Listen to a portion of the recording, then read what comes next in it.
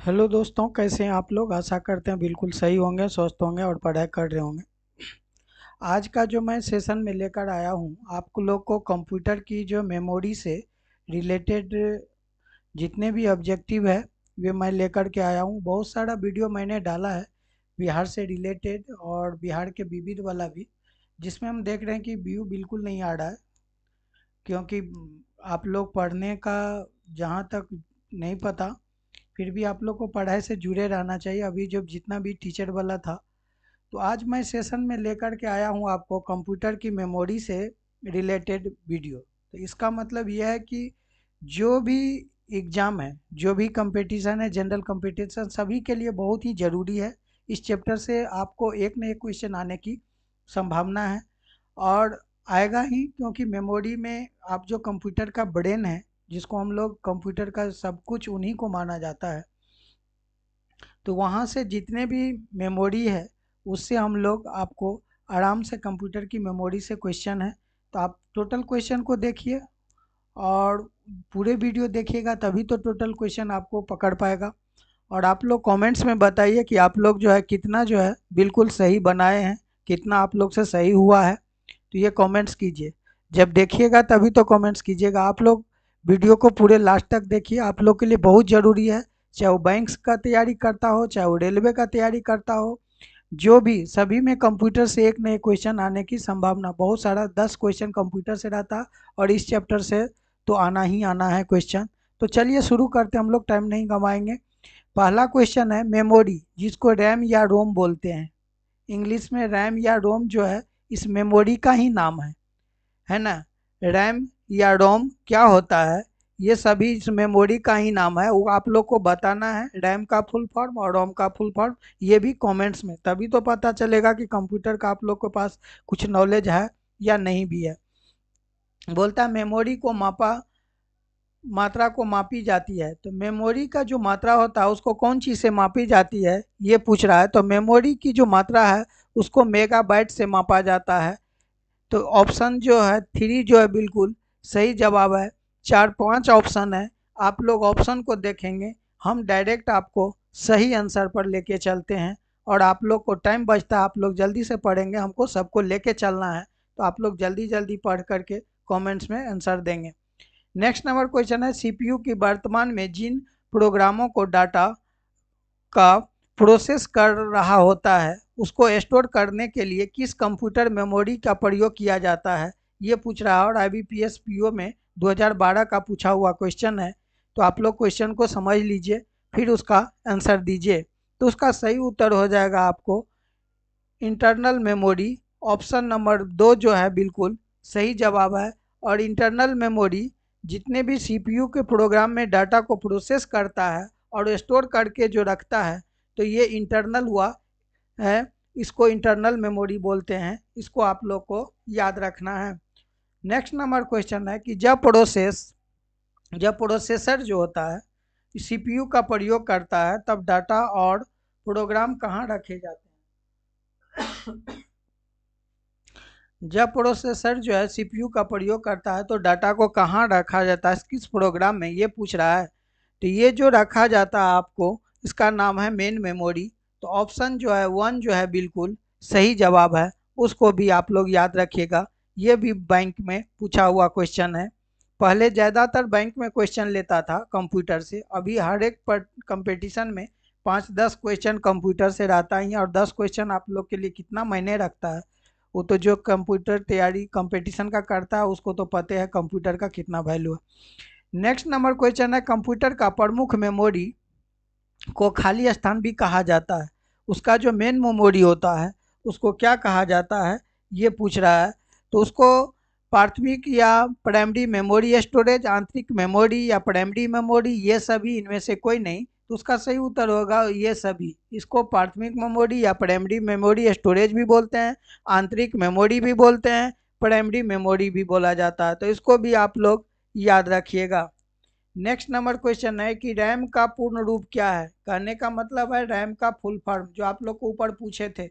तो रैम का full form होता है, आप लोग को पता होगा, जल्दी से कमेंट्स कीजिए, रैंडम एक्सेस मेमोरी।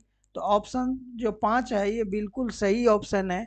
बाद की 4 ऑप्शन जो है ये आप लोगों के लिए नहीं है, जो है उसको आप लोग याद रखेंगे ताकि आप लोग डार्क में नहीं रहेंगे। नेक्स्ट नंबर क्वेश्चन है कि रैम निम्नलिखित में से किसका उदाहरण है। रैम जो है एक होता है नॉन वोलाटाइल मेमोरी, एक होता है cache memory, virtual memory, volatile memory. तो ये जो 4 दिख रहा है इसी में से पूछ रहा है कि एक उदाहरण है रैम का, ये कौन सा है, या वोलाटाइल मेमोरी है या नॉन वोलाटाइल। तो ये आप लोग को बताना है। तो इसका सही उत्तर हो जाएगा ये वोलाटाइल मेमोरी है। रैम क्या है, एक वोलाटाइल मेमोरी है। वोलाटाइल किसको कहते हैं और नॉन वोलाटाइल किसको कहते हैं, जिसमें आप कुछ राइट रीड नहीं कर सकते ये कर सकते उसको वोलाटाइल, जिसमें नहीं कर सकते उसको नॉन वोलाटाइल। उसको भी आप लोग याद रखिएगा। रैम में स्टोर की गई सूचना वोलाटाइल मानी जाती है, जिसका अर्थ है कि वह, अब क्या अर्थ है इसको यहाँ हम लोग पढ़ते हैं। वह अस्थायी रूप से स्टोर है, वह अस्थायी रूप से नहीं केवल अस्थायी रूप से स्टोर है। जब बिजली बंद हो जाए तो वह तो स्टोर की जाती है। सीपीयू डिवाइस में अस्थायी रूप से स्टोर की जाती है, उपरोक्त में से कोई नहीं। इसका सही उत्तर हो जाएगा आपको ये अस्थायी रूप से नहीं केवल अस्थायी रूप से स्टोर रहता है, इसी को बोला जाता है वोलाटाइल मेमोरी, जो हम लोग ऊपर पढ़े थे। नॉन वोलाटाइल मेमोरी का जितने भी आप बाद बाकी जो देख रहे हैं ऑप्शन, सभी नॉन वोलाटाइल मेमोरी, जिसको हम लोग रोम बोलते हैं, ROM, है ना। रैम के बारे में निम्न में से कौन सा कथन असत्य है। जब भी आप सत्य नहीं है तो असत्य पर आप लोग थोड़ा सा जोर डालेंगे और पूरे ऑप्शन को बारीकी से पढ़ेंगे। तो रैम के बारे में कौन सा कथन जो असत्य है। तो रैम हार्ड डिस्क स्टोरेज के समान होती है। रैम एक अस्थायी संग्रहण क्षेत्र है। रैम एक वोलाटाइल मेमोरी है। रैम एक प्राथमिक मेमोरी है। दिए गए विकल्पों के अलावा कोई नहीं अन्य। तो उसका सही उत्तर हो जाएगा रैम जो है हार्ड डिस्क स्टोरेज की समान होती है, ये नहीं है, ये गलत है। तो ऑप्शन ए बिल्कुल सही है। रेस्ट जो आप लोग देख रहे हैं 3, ये बिल्कुल ही सही है ना, गलत में ये है।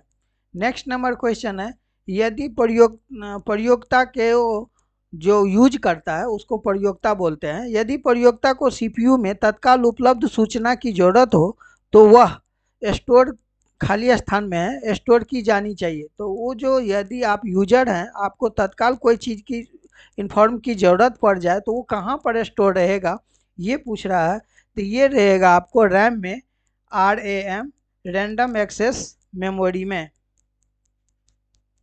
नेक्स्ट नंबर क्वेश्चन है कि कम खाली स्थान दिया हुआ है कि कंप्यूटर की मेमोरी है, कौन सा कंप्यूटर की मेमोरी है जहां सूचना अस्थायी रूप से संग्रहित होती है जब उसे प्रोसेसर द्वारा एक्सेस किया जाता है। तो ये मेमोरी कौन सा मेमोरी है, ये होता है लॉजिकल, सेकेंडरी, रोम या रैम या क्रूड।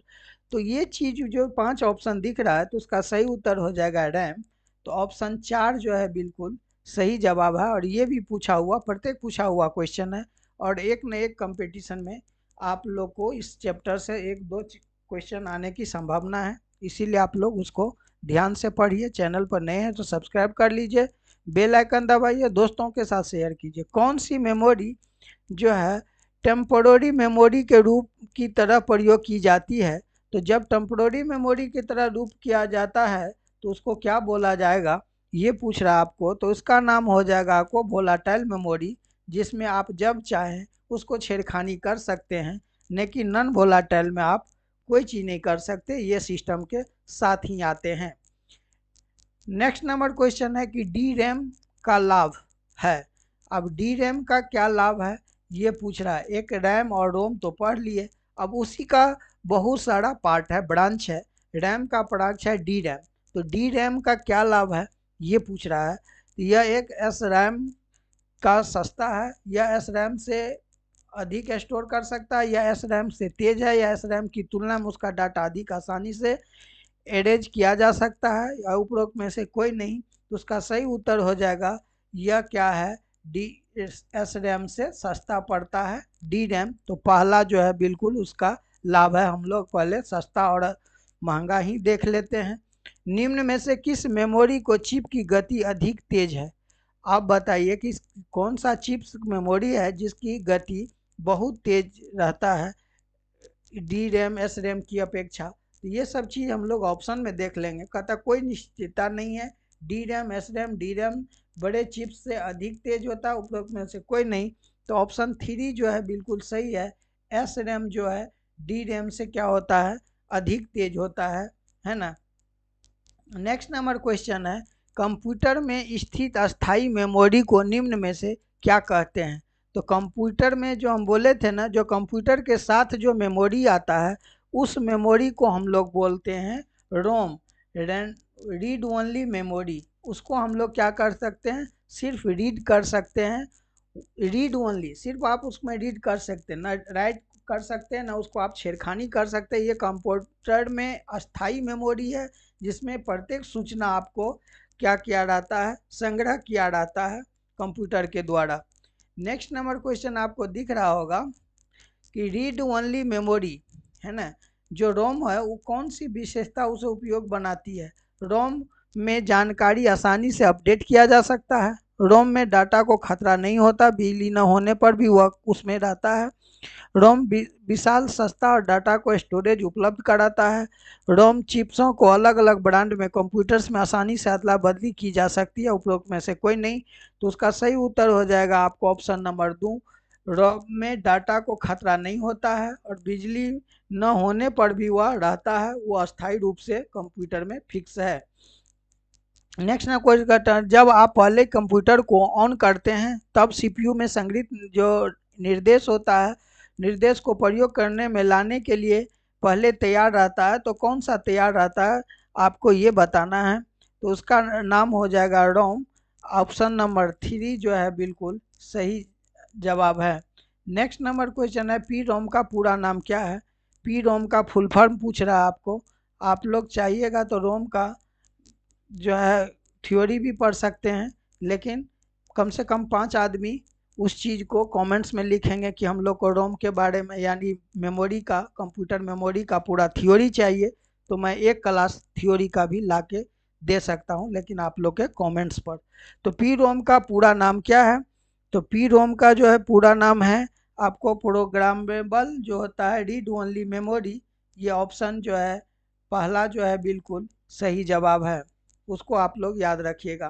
कहता सूचना और संचार तकनीकी के क्षेत्र में ईईपीरोम, अब देखिए सभी जो है ना, इतना रैम और रोम ओनली 2 ही होता है और उसका बहुत सारा ब्रांच जो होता है इसी में है ईईपीरोम। उसके बारे में आप लोग को पूछना है कि ये जो सूचना संचार तकनीकी क्षेत्र में ईईपीरोम का पूरा नाम क्या है। तो ईईपीरोम का ये इंग्लिश में है लेकिन हिंदी में लिख के दिया है, इसलिए घबराने की ज़रूरत नहीं है। तो उसका सही उत्तर हो जाएगा electrically erasable programmable read only memory है ना। ये आपको ऑप्शन जो पहला बिल्कुल सही जवाब है। इन जब इसमें बिजली बंद हो जाती है तो मेमोरी के कंस्टेंट्स गुम या नष्ट नहीं होंगे। ये किस में नहीं होंगे, तो ये नहीं होंगे आपको, चाहे ये रोम हो चाहे रोम जिसमें ROM लगा होगा उसमें नष्ट नहीं होगा, चाहे वो बिजली रहे चाहे बिजली चले जाए, वो एक अस्थाई मेमोरी है, नॉन वोलाटाइल मेमोरी है, उसको भी आप लोग याद रखेंगे। तो ये सभी हो जाएगा ऑप्शन, ये सभी रोम का ही प्रकार है। बोलता है कैश मेमोरी खाली स्थान के मध्य स्थित होता है। तो कैश मेमोरी जो है कहाँ पर स्थित होता है, तो कैश मेमोरी स्थित होता है आपको सीपीयू और रैम में। तो ऑप्शन पहला जो है बिल्कुल सही जवाब है, उसको भी आप लोग याद रखेंगे। कहता है एक छोटे आकार का, है ना, पहले क्वेश्चन देख लीजिए, क्वेश्चन इस पेज में भी चला गया है। कहता है एक छोटे आकार के वोलेटाइल मेमोरी जो प्रोसेसर के लिए उच्च गति की डाटा एक्सेस करती है, तो निम्नलिखित में से कौन सा एक प्रकार का इस्तेमाल किए जाने वाला डाटा रखने का उपयोग की गई मेमोरी का एक प्रकार है। तो अब उसका ऑप्शन देखते हैं, जिसमें माइक्रो प्रोसेसर, कैश, रोम और ALU कंट्रोल है। तो 5 ऑप्शन में से सही उत्तर हो जाएगा उसका ऑप्शन नंबर 2, ये है आपको कैश मेमोरी, उसको भी आप लोग याद रखिएगा। कहता अस्थायी रूप से संग्रहित डाटा के लिए उपयोग किया जाने वाला शब्द क्या है। तो अस्थायी रूप से संग्रहित डाटा को उपयोग किए जाने वाला जो शब्द है उसका नाम है कैश डाटा, उसको भी आप लोग याद रखिएगा। ये क्वेश्चन भी आप लोग के लिए भी आए हैं, ठीक है। नेक्स्ट नंबर क्वेश्चन है कि निम्नलिखित में से कौन सी गति उच्च गति वाली सेमी कंडक्टर मेमोरी है जो सीपीयू को गति दे सकती है। तो ये जो है आपको बोलता है कि चार ऑप्शन है, द्वितीयक, मुख्य, मेमोरी, प्राइमरी या कैश। तो उसका सही उत्तर होना चाहिए आपको option number 4, cache memory. Cache memory एक ऐसा मेमोरी है जो आपको फास्ट जो है कर सकता है मेमोरी को, और ये सीपीयू की गति को तेज करता है। आपका फास्ट वर्क करने के लिए कैश मेमोरी का होना बहुत ज़रूरी है। फ्लैश मेमोरी कार्ड्स को खाली स्थान समझा जाता है। उसका अर्थ है कि जब आप प्लेयर को बंद करेंगे तो उसका डाटा खत्म नहीं होगा। तो ये कैसे होता है और ये कौन सा, उसको क्या समझा जाता है? तो यहाँ पर देख लीजिए 5 ऑप्शन दिया हुआ है। इसका सही उत्तर हो जाएगा आपको ऑप्शन नंबर 5, नॉन वोलाटाइल, जिसमें आप लोग कोई भी छेड़खानी नहीं खत्म कर सकते, ना उसमें आप लोग कुछ कर सकते जैसे कि रोम। नेक्स्ट नंबर क्वेश्चन है, वह तकनीकी जो मेन मेमोरी को वास्तविक साइज को बढ़ा देती है, ये क्या कहलाती है? जो वास्तविक साइज को बढ़ाता है उसको बोलते हैं वर्चुअल स्टोरेज। ऑप्शन नंबर 2 जो है बिल्कुल सही जवाब है। और वर्चुअल स्टोरेज में कौन कौन सा डिवाइस आता है उसका आप लोग कमेंट्स करेंगे। निम्न में से किसमें भौतिक रूप से विद्यमान एड्रेस से अधिक मेमोरी एड्रेस होते हैं? तो ये है आपको ऑप्शन नंबर जो है पहला, वर्चुअल मेमोरी। वर्चुअल मेमोरी एक ऐसा मेमोरी है जो भौतिक रूप से यानी फिजिकली जो है उसमें इतना एड्रेस विद्यमान रहता है जो अधिक मेमोरी एड्रेस होते हैं। नेक्स्ट नंबर क्वेश्चन है कि निम्नलिखित में से कौन सा कथन सेकेंडरी मेमोरी के बारे में सत्य है? तो सेकेंडरी मेमोरी के बारे में जो कौन सा कथन सत्य है तो सभी देखना होगा। इसमें सतत विद्युत की आवश्यकता नहीं होती, उसमें मैग्नेटिक मीडिया का प्रयोग नहीं करती, यह 4 मुख्य प्रकार की डिवाइसों से मिलकर बनी होती है, यह बाद में प्राप्त किए गए डाटा को सेव नहीं करती है। तो उसका जो है सही उत्तर हो जाएगा आपको ऑप्शन नंबर ए। ये जो है इसे सतत विद्युत की आवश्यकता नहीं होती, यही उस सेकेंडरी मेमोरी की कथन सत्य है। नेक्स्ट नंबर क्वेश्चन है कि कंप्यूटर का कौन सा भाग सूचना स्टोर करने में सहायक होता है? इस भाग का नाम है, देख लीजिए आपको इस भाग का नाम क्या क्या है। बोलता है मॉनिटर, कीबोर्ड और क्या डिस्क डिवाइस या प्रिंटर या प्लॉटर।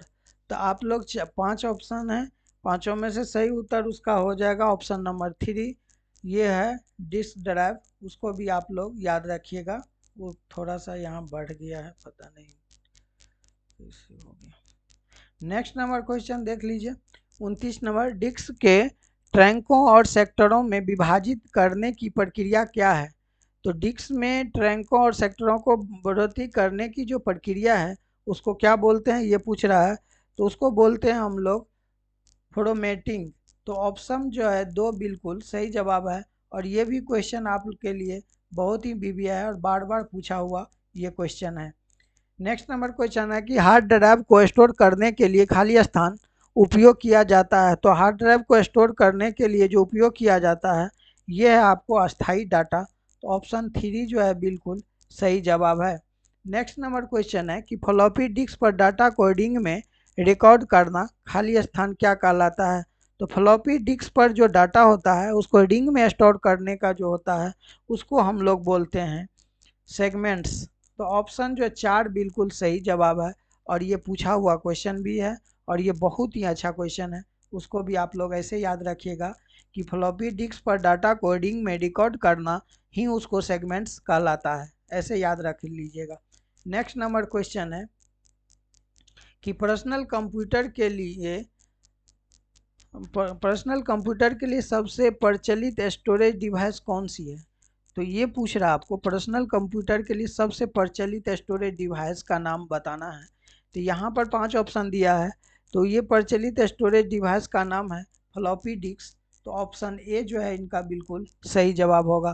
कहता है डिस्क पर जो कंटेंट को क्या कहते हैं जो उसे बनाते समय रिकॉर्ड किया जाता है और उसमें जो प्रयोगकर्ता होता है, जो यूजर होता है, उसके बदल या मिटा नहीं सकता। तो ये कौन सा है कि केवल मेमोरी, केवल राइट, केवल रीड, केवल रन। तो उनका सही उत्तर हो जाएगा आपको केवल जो है रीड करता है उसी को रोम बोलते हैं, रीड ओनली मेमोरी।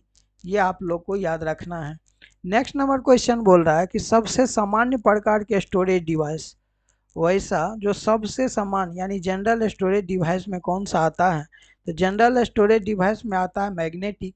मैग्नेटिक सबसे सामान्य प्रकार के स्टोरेज डिवाइस है। निम्नलिखित में से कहता है कि किसमें अधिकतम डाटा की मात्रा को स्टोरेज माध्यम से संग्रहित करके रखा जा सकता है। तो स्टोरेज करके संग्रहित रखने की जो डाटा होता है उसका नाम है मैग्नेटिक स्टोरेज। तो ऑप्शन 2 जो है बिल्कुल सही जवाब है। नेक्स्ट नंबर क्वेश्चन है कि CD रोम यानी कि CD रोम का पूरा रूप क्या है। तो CD रोम का जो फुल फॉर्म पूछ रहा है CD रॉ RW, तो CD रॉ का फुल फॉर्म क्या होगा आप इन लोग बता दीजिए उसको कमेंट्स में। इसका सही उत्तर हो जाएगा कॉम्पैक्ट डिस्क वी राइटेबल्स। ऑप्शन 5 जो है बिल्कुल सही जवाब है। इसीलिए आप लोग को घबराना नहीं है, इसको आप लोग को एक जगह नोट करके रखना है क्योंकि ये क्वेश्चन आप लोग के लिए बहुत ही RBI का पूछा हुआ क्वेश्चन है। ठीक है, नेक्स्ट नंबर कहता है कि रीयूजेबल मतलब जिसको यूज कर लिया, रीयूजेबल ऑप्टिकल स्टोरेज की टिपिकली जो एक्रोनिम होगा, कौन सा एक्रोनिम होगा ये पूछ रहा है। तो उसका सही उत्तर हो जाएगा आपको CD रोम, जिसको हम लोग देखे थे ऊपर CD रो है ना, कॉम्पैक्ट, जिसको कॉम्पैक्ट डिस्क रीराइटेबल बोलते हैं। कहता CD रो डिस्क खाली स्थान उसमें क्या क्या होता है। ये का एक इंटरनल डिस्क की तुलना में ये तेज एक्सप्रेस होता है, ऑप्टिकल डिस्क के रूप में होता है, इसलिए उससे एक ही बार राइट किया जाता है। और ये फ्लॉपी डिस्क की तुलना में कम डाटा आता है और ये स्टोरेज और रीड राइट किया जा सकता है। इसका जो है सही उत्तर हो जाएगा आपको ऑप्शन नंबर 4। ये एक स्टोरेज है, उसको भी रीड राइट किया जा सकता है। नेक्स्ट नंबर क्वेश्चन है कि कौन सा जो है मीडिया में डाटा जानकारी उनमें उपयोगकर्ताओं के द्वारा एक से ज़्यादा बार स्टोर करने की क्षमता है। तो ये जो है एक से ज़्यादा बार स्टोर करने की जो क्षमता है ये आपको CD रोम में, उसको भी आप लोग याद रखिएगा। ऑप्शन 2 जो है बिल्कुल सही जवाब है। कहता है ऐसी कॉम्पैक्ट डिस्क को क्या कहते हैं जो लगभग 650 से 800 MB का डाटा या 74 से 80 मिनट का म्यूजिक स्टोर करती है।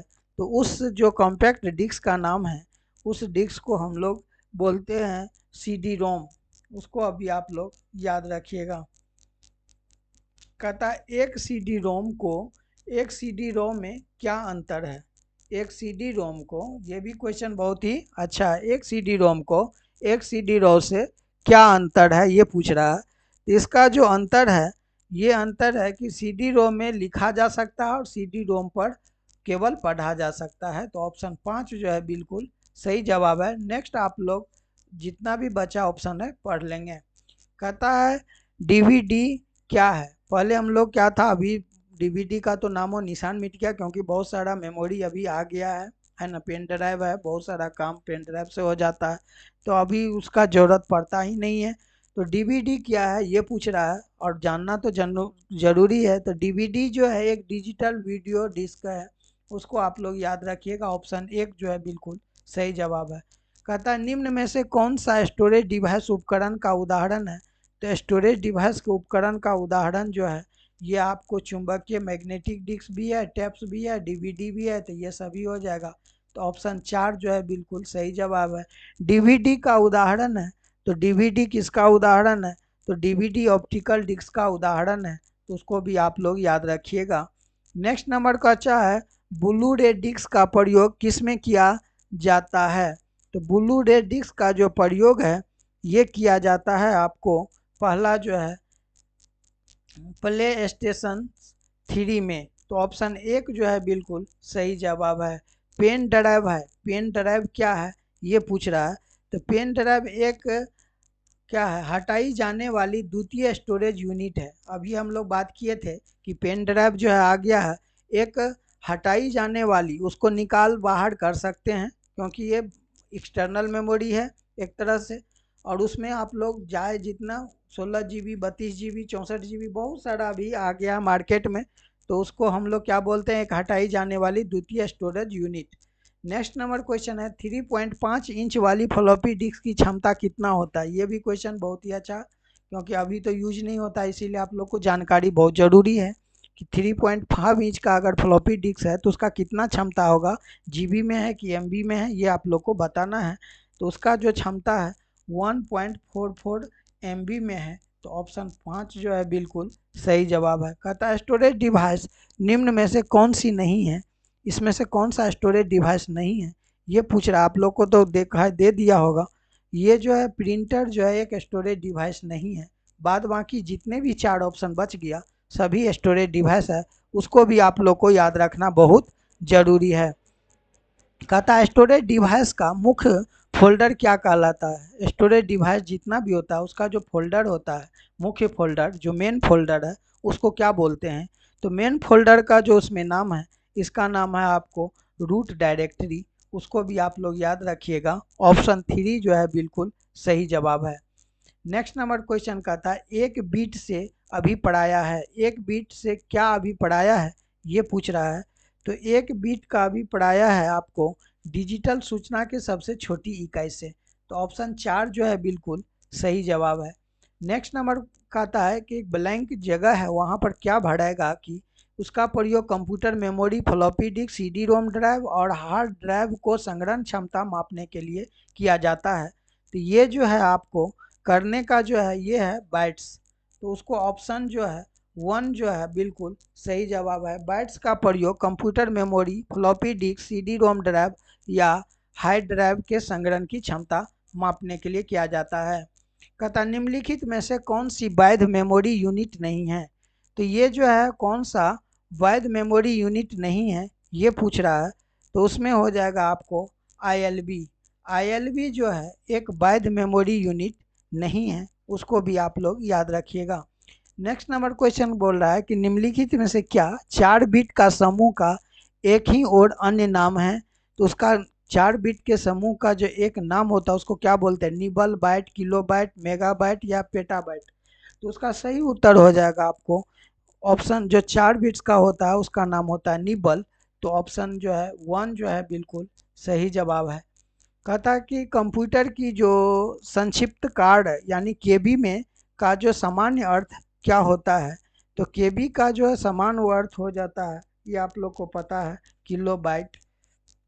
ऑप्शन 3 जो है बिल्कुल सही जवाब है। नेक्स्ट नंबर क्वेश्चन बोलता है कितने मेगाबाइट से एक, देखिए बहुत अच्छा क्वेश्चन है कि कितने मेगाबाइट से 1 गीगाबाइट बनता है। तो कितने मेगाबाइट से 1 गीगाबाइट की बात हो रहा है। तो 1024 है ना, 1024 मेगाबाइट से 1 गीगाबाइट बनेगा, ये तो आप लोग को पता ही होगा। नेक्स्ट नंबर क्वेश्चन है कि एक खाली स्थान लगभग 1 मिलियन बाइट्स का होता है।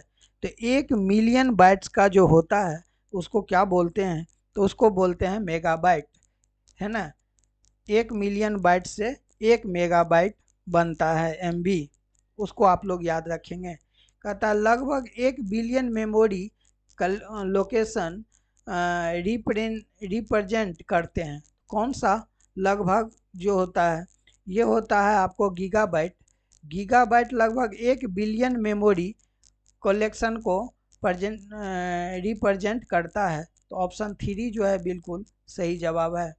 कहता है एक पेंटाबाइट कितने गीगाबाइट का होता है। ये सब क्वेश्चन बार बार पूछे जाने वाले, देखिए जैसे SSC CGL में भी पूछा हुआ क्वेश्चन है कि एक पेटाबाइट कितने गीगाबाइट के बराबर होता है। तो एक पेटाबाइट जो होता है आपको ये होता है 1024 गुने 1024 का, इसको भी आप लोग याद रखिएगा, ठीक है। कहता है क्लाउड कंप्यूटिंग में डाटा का कहाँ पर स्टोर किया जाता है। तो क्लाउड कंप्यूटिंग में जो डाटा का स्टोर किया जाता है ये कहाँ पर किया जाता है। तो उस डाटा को जो स्टोर किया जाता है ये किया जाता है सर्वर में। तो ऑप्शन 4 जो है बिल्कुल सही जवाब है। कहता निम्नलिखित में से कौन सी क्लाउड कंप्यूटिंग की सर्विस है। तो क्लाउड कंप्यूटिंग की जो सर्विस है उसको क्या बोलते हैं। तो उसको हम लोग बोलते हैं प्लेटफॉर्म एज ए सर्विसेज। तो ऑप्शन 2 जो है बिल्कुल सही जवाब है। वीडियो आप लोग को कैसा लगा ये कमेंट्स में, 60 क्वेश्चन था मैंने बना दिए हैं। थोड़ा सा लंबा वीडियो बनता है लेकिन आप लोग देखते ही नहीं हैं वीडियो को थोड़ा सा देखिए, अपना प्यार दीजिए। आप लोग के प्यार की बहुत ज़रूरत है ना। आप लोग देखेंगे तभी तो चैनल आगे बढ़ेगा, है ना। तो आप लोग थोड़ा सा उस पर भी ध्यान दीजिए। जितना हो सका मैंने क्वेश्चन को कवर किया है। चाहिएगा तो थ्योरी क्लास भी आप लोग कर सकते हैं, लेकिन कमेंट्स करिएगा तब। तो लास्ट तक वीडियो पर बने रहने के लिए आप लोग को बहुत बहुत धन्यवाद। Thank you very much.